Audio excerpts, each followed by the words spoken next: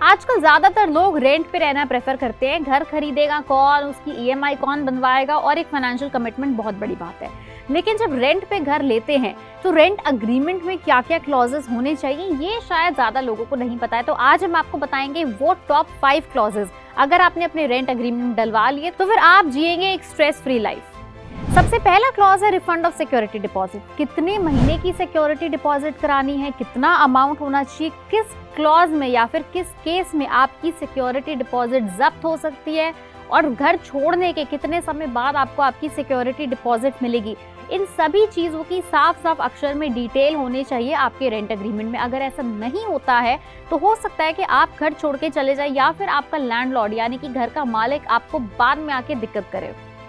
दूसरा बड़ा क्लॉज है टाइमलाइन फॉर रेंट पेमेंट। कोई मकान मालिक कहते हैं कि हमें 1 तारीख को रेंट चाहिए, कोई कहते हैं 15 तारीख को ट्रांसफर करें, वहीं कोई कहते हैं कि महीने की आखिरी दिन यानी कि 30 या 31 तारीख को रेंट दें। लेकिन अगर आपके रेंट अग्रीमेंट में एक फिक्स डेट है तो आपके लिए और आपके लैंडलॉर्ड के लिए आसानी रहेगी, एंड अकॉर्डिंगली आप अपने महीने के फाइनेंसेस भी मैनेज कर पाएंगे।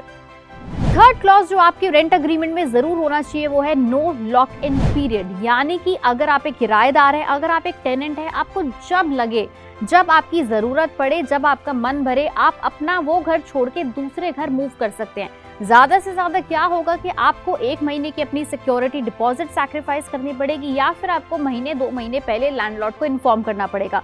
हाँ, लेकिन अगर आप इस क्लॉज को अपने रेंट अग्रीमेंट में नहीं डालते हैं, हो सकता है आपका लैंडलॉर्ड आपको बाद में प्रेशराइज करे कि आपने लॉक इन पीरियड के ऊपर बात नहीं करी थी और आपकी पूरी की पूरी सिक्योरिटी डिपॉजिट मर जाए। चौथा बड़ा क्लॉज है मेंटेनेंस चार्जेस।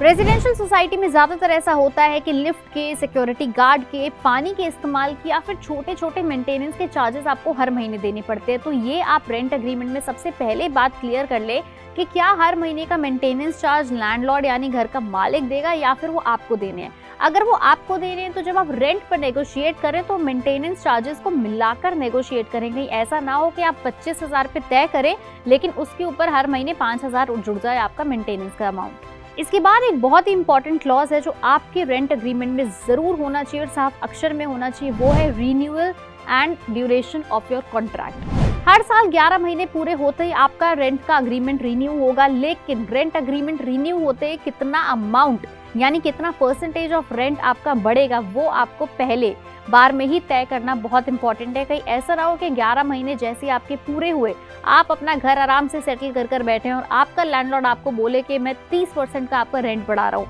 फिर अगले साल फिर बाद में 30% या फिर 40%। बेटर यही रहेगा कि आप पहले दिन से ही अपने फर्स्ट रेंट अग्रीमेंट में एक परसेंटेज फिक्स कर ले जो हर रेंट रिन्यूअल पे आपका सेम परसेंटेज बढ़े। इसके बाद एक बहुत ही इंपॉर्टेंट क्लॉज है जो आपको आगे चल के बहुत ज्यादा सेफ्टी प्रोवाइड करेगा, वो है सेल ऑफ प्रॉपर्टी। अगर मान लीजिए किसी भी केस में आपका लैंडलॉर्ड जिस प्रॉपर्टी में आप रेंट पे रह रहे हैं उसको सेल करना चाहे यानी उसको बेचना चाहे किसी थर्ड पार्टी को, तो क्या थर्ड पार्टी आके आपको बीच में से घर खाली करा सकती है?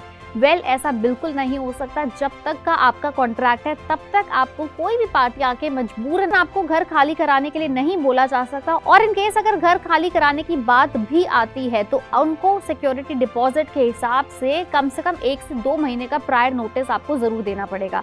आप अपने इनिशियल ही एग्रीमेंट में ये क्लियर करवाएं लैंडलॉर्ड को कह के कि अगर वो किसी थर्ड पार्टी को अपना घर बेचते हैं तो आपका कॉन्ट्रैक्ट फिनिश होने तक इंतजार करें या फिर आपको 2 से 3 महीने का नोटिस का पीरियड दें। अगर आप ये सारे ही क्लॉजेस अपने रेंट अग्रीमेंट में डालेंगे तो आई एम प्रीटी श्योर कि आप एक स्ट्रेस फ्री लाइफ बिता पाएंगे अपने किराए के घर में। अगर आपको वीडियो पसंद आई उसे लाइक करें, शेयर करें, चैनल को सब्सक्राइब करें और नीचे दिए गए बेल आइकन पर क्लिक जरूर करें।